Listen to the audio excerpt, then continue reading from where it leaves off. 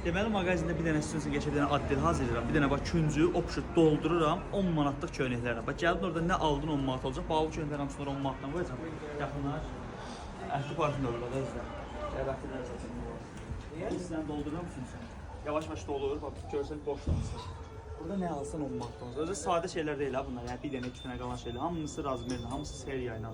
Qəşəng dizaynlı mallardır. Sadəsi də var, nə bilim, belə şit dizayn olanları da var, rəngləri də var. Nə qədərsən, hər razmeri də var.